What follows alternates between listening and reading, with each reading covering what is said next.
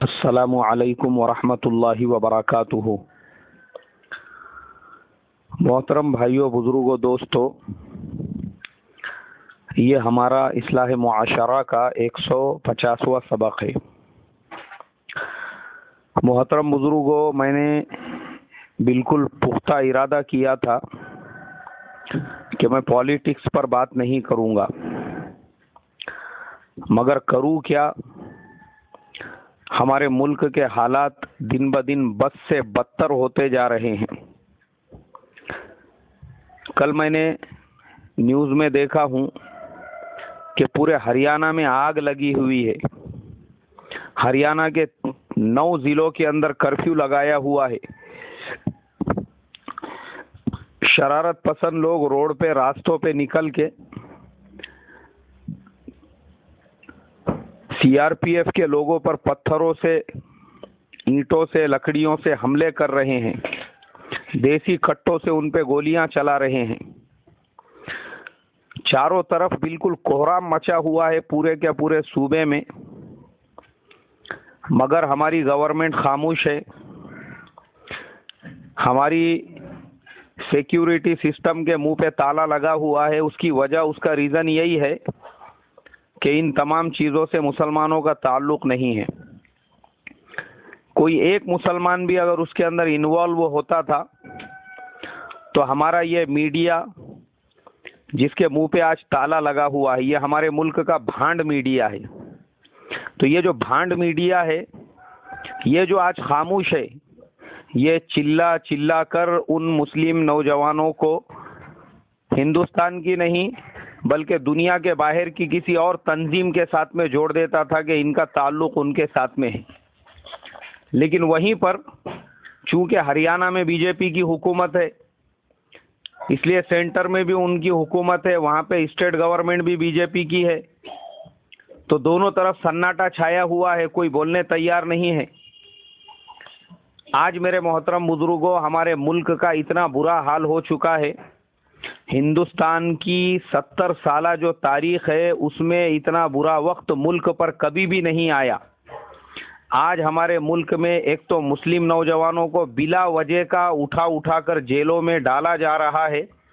वो नौजवान जिन्होंने कभी अपने शहर से दूसरे शहर का सफ़र नहीं किए, अपने सूबे, अपने स्टेट, अपनी रियासत से कभी दूसरी रियासत में नहीं गए, उन नौजवानों को मुल्क के बाहर की ऐसी तंजीमें, जिन्होंने कभी दूसरे स्टेट का सफ़र नहीं किए, उनको मुल्क के बाहर की तंजीमों से जोड़ जोड़ कर उनके नाम को बदनाम करने की और इस्लाम के ऊपर कीचड़ उछालने की साजिशें हो रही है।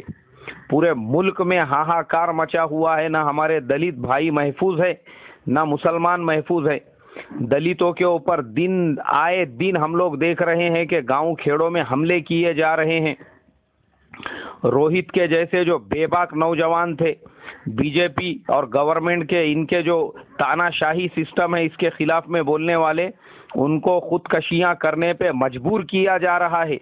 और उसके अलावा कन्हैया जैसे नौजवान, जिन नौजवानों ने इंडिया की गवर्नमेंट से ये कहा कि आप, ये जो मुल्क में सिस्टम और निज़ाम चल रहा है, ये सेक्युलरिज्म का नहीं बल्कि ये सिर्फ आरएसएस का सिस्टम चल रहा है, आप इसको ख़त्म करो। तो बजाय उसको ख़त्म करने के गवर्नमेंट ने वो कन्हैया को उठा के जेल के अंदर डाल दिया। यहाँ तक कि हमारे मुल्क में जब एक सिस्टम है, वो बेचारे को कोर्ट में जब पेश किया जा रहा है तो वकील के जैसे लोग, जिनका काम मुल्जिमीन की पैरवी करना है, वो खुद उसके ऊपर जानलेवा हमले कर रहे हैं। सोचने की बात है। और पता करने पे पता चला कि वो खुद जनसंघी है जिस वकील ने उसके ऊपर हमला किया है। आज हमारे मुल्क में अगर सिस्टम और कानून चल रहा है तो वो सिर्फ और सिर्फ आरएसएस का कानून चल रहा है। खुलेआम उनको छूट दे दी गई है नंगा नाच करने की, इसलिए जहां उनके दिल में आ रहा है आए दिन वो दलितों के ऊपर हमले कर रहे हैं, कन्हैया के जैसे नौजवानों पे हमले कर रहे हैं। हमारी गवर्नमेंट खामोश बैठी हुई है। गवर्नमेंट लगाम सिर्फ उनके ऊपर कस रही है जिनकी जुबानें गवर्नमेंट के अगेंस्ट में खुल रही है। गवर्नमेंट हर उस मुखालिफ का मुंह बंद करना चाहती है जो बीजेपी और आरएसएस के खिलाफ बोल रहा है। और अपने लोगों को, एबीवीपी के जो लोग हैं, विद्यार्थी परिषद के, उनको खुलेआम छूट दे दी गई है।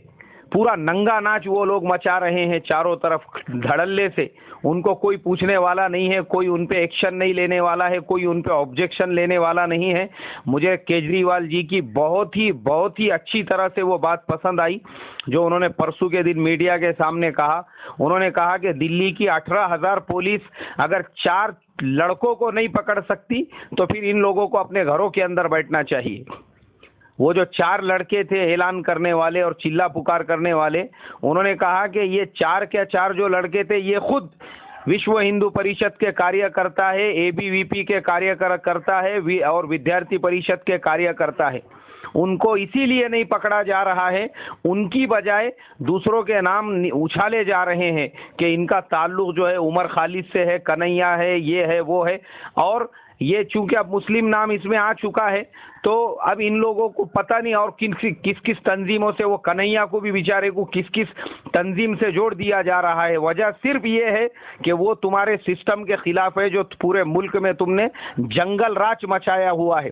पूरे मुल्क में जंगल राज चल रहा है, किसी की जान माल महफूज नहीं है। जो बड़े बड़े वादे किए गए थे अच्छे दिन के, एक दिन भी किसी को अच्छा देखना नसीब नहीं हुआ है। उसकी बजाय जब से ये मनहूस हुकूमतों पे बैठे हैं पूरे मुल्क पे नहुस छाई हुई है और दिन ब दिन जो है लोग बुरे दिन देख रहे हैं, बुरे से बुरे दिन आते जा रहे हैं सामने। वादे किए गए थे गरीबी खत्म की जाएगी और ये हाल हो गया कि दाल के रेट 200 और 250 रुपये किलो हो गए। क्या गरीबी खत्म की जाएगी? गरीबों के खाने वाली चीज को भी इन्होंने गरीबों से छीन लिया। और मैंने मेरी आंखों से देखा छत्तीसगढ़ के अंदर लोग घास को पीस कर खाने पर मजबूर है। उनके पास रोटी नहीं है अनाज, तो घास की रोटियां बना बना कर लोग वहां पे खा रहे हैं। वो डॉलर जब ये गवर्नमेंट में आए थे जिसका रेट 50 और 52 रुपये था, आज वो 70 रुपये पे पहुंच चुका है और इन्होंने वादे किए थे हम उसको 35 से 30 रुपये पे लेकर आएंगे, बजाय उसके 20 रुपये और बढ़ चुका है। मुल्क का जो मनमोहन सिंह के जमाने में 8.5 से 9% पे हमारे मुल्क का जीडीपी पहुंच चुका था, आज इन्होंने उस जीडीपी को 3 से 3.5% पे लेकर आ गए। इतना बुरा हाल हो चुका है कि हर जगह पे लोग बस परेशान हैं। और अच्छा जो बताया जा रहा है इंडिया को, जो जिस तरीके से डिजिटल इंडिया और मेक इन इंडिया और हाईलाइट इंडिया, ये सिर्फ और सिर्फ बिकाऊ और भान टीवी चैनलों पे दिखाया जा रहा है। रियलिटी में ना कहीं पे डिजिटल इंडिया है, ना कहीं पे मेक इन इंडिया है, ना कहीं पे कुछ है। रियलिटी के अंदर जो है पूरे मुल्क में अंधेरा छाया हुआ है, कहीं पे कोई डिजिटलाइजेशन नहीं है। इस मुल्क में अगर डिजिटलाइजेशन हुआ है तो सिर्फ उन बड़े बड़े सरमायाकारों का, उन बड़े बड़े इंडस्ट्रियल लोगों का अच्छे दिन सिर्फ उनके लिए आए हैं, गरीबों के लिए कोई अच्छे दिन नहीं आए। अभी मैं एक रिपोर्ट देख रहा था कि मुल्क के अंदर उन शहरों की लिस्ट बनाई गई जिन शहरों में सबसे ज्यादा गंदगी है और जो सबसे ज्यादा साफ सुथरे है। साफ सुथरे जो शहर है उनमें से आपको एक भी बीजेपी के राज्य का नहीं मिलेगा, सारे के सारे दूसरे राज्यों के हैं। और गंदे जितने भी शहर है जिनको 1 से लेके 10 तक की मार्किंग की गई है, सुनकर हैरत होंगी। हमारे माननीय प्रधानमंत्री जी जिस लोकसभा क्षेत्र से चुनकर आए हैं वाराणसी, जिन्होंने उसको जर्मनी के शहर क्यूटा की तरह से डेवलप करने का वादा किया था, वो गंदे शहरों की लिस्ट में जो टॉप 10 है उसके अंदर है। तो जो इंसान जिस शहर से लोकसभा में चुनकर आया है उसने उसको पाक साफ नहीं रखा, तो फिर वो बाकी पूरे मुल्क में से क्या गंदगी दूर करेगा? सिर्फ टीवी में एडवर्टाइजमेंट करने से, सफाई का अभियान चलाओ, मुल्क साफ नहीं होता। पहले अपने वो लोकसभा क्षेत्र को डेवलप और साफ करने की फिक्र करो।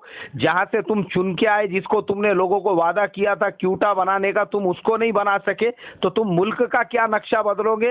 पूरे मुल्क के नक्शे को इन्होंने बिगाड़ दिया है।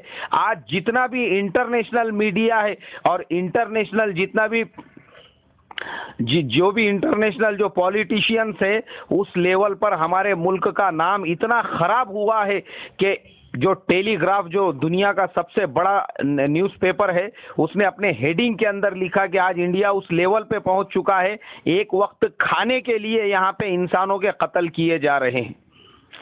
इससे बढ़कर हमारी जिल्लत क्या होगी। बराक ओबामा को बयान देना पड़ा अखलाक अहमद साहब की शहादत के बाद में कि मुझे ये सुनकर हैरत हुई कि इंडिया में इतने बुरे दिन आ चुके हैं कि एक एक टाइम के खाने के लिए लोगों को कत्ल किया जा रहा है। इससे बढ़कर हमारा बुरा हाल क्या होगा।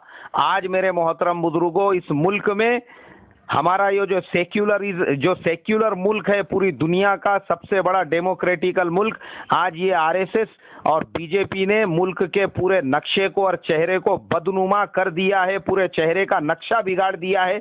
इस वजह से हमारा मुल्क जो है आज पूरी दुनिया के अंदर, हम जैसा हमको मनमोहन सिंह के ज़माने में इज्जत की नज़रों से देखा जाता था, आज हमको उतना ही गिरी हुई नज़रों से देखा जा रहा है। इन लोगों को पूरी छूट और आज़ादी मिली हुई है, और इनके अलावा बाकी जो मुल्क के कमज़ोर, बेबस, बेकस लोग हैं, फिर चाहे उसमें मुसलमान हो, दलित हो, उनको चारों तरफ से दबाया जा रहा है। इस मुल्क में आज तक कभी भी घर वापसी की आवाज़ नहीं लगाई गई, इनके कुर्सी पे बैठते ही घर वापसी की आवाज़ें लगने लगी। इस मुल्क में कभी भी आवाज़ नहीं लगी कि मुसलमानों और ईसाइयों को मतदान से वंचित किया जाए, आज ये आवाज़ें इस मुल्क में लग रही है।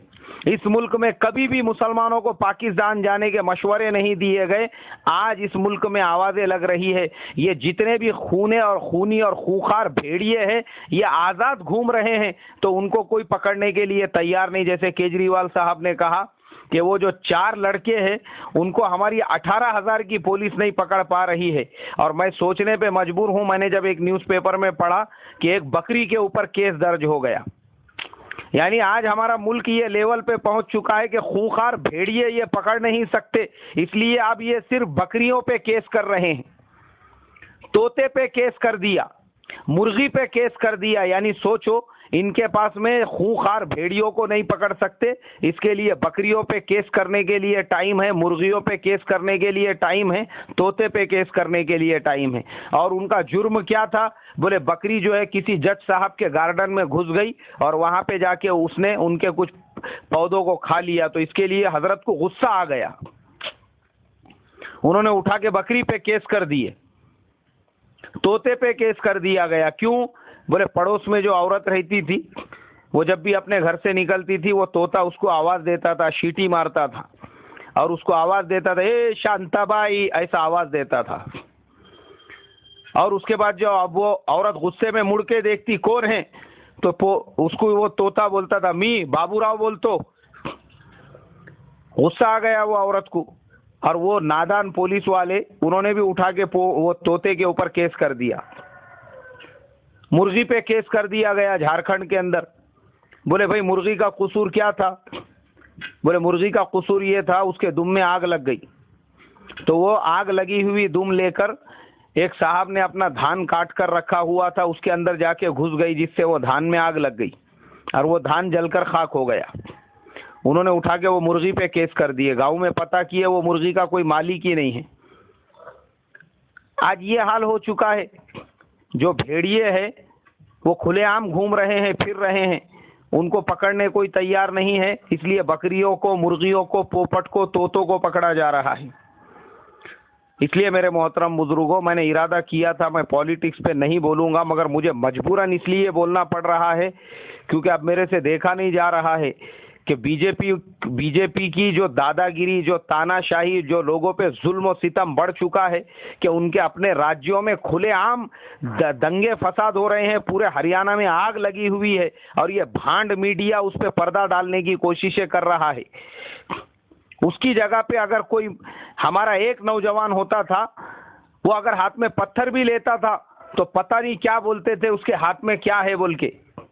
ये आज हमारा हाल हो चुका है। बस अल्लाह से यही दुआ करूंगा और आप तमाम से भी दरख्वास्त करूंगा कि आप अपनी अपनी मस्जिदों में फजर की नमाज में कुनूत नाज़िला पढ़ना शुरू कर दे और अपने अपने मस्जिदों में ईशा के बाद यासीन शरीफ का एहतमाम करे और अल्लाह से खुसूसी दुआएं करें कि अल्लाह तबारक व ताला हमारे मुल्क में अमन व अमान को कायम करे। हमारा इतना प्यारा मुल्क, हमारा इतना खूबसूरत मुल्क जहाँ पे हिंदू मुसलमान सब मिलजुल कर शीरो शकर की तरह से रहते हैं, उस मुल्क में आज ये भेड़िए दन दनाते हुए चारों तरफ घूम रहे हैं और मुल्क के माहौल को ख़राब करने की फ़िक्र कर रहे हैं। अल्लाह इन दरिंदों से हमारे मुल्क की, हमारे मुल्क के शांति की, हमारे मुल्क के अमन व अमान की हिफाजत फरमाए।